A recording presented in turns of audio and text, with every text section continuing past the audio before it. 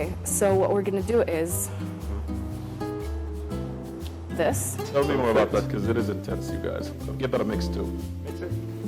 So we fried these up, and we're almost done. What next? To taste So you want them the golden. dish? I'm going to try always and- taste the dish. I find a spoon and taste what is eaten so much.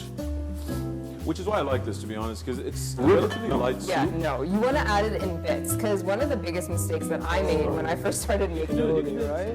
Yeah, it's fine. So now if we put it in the fridge, does it become bigger or? Like short I mean, it'll term absorb- or something like that. So it adds to the In terms of this process.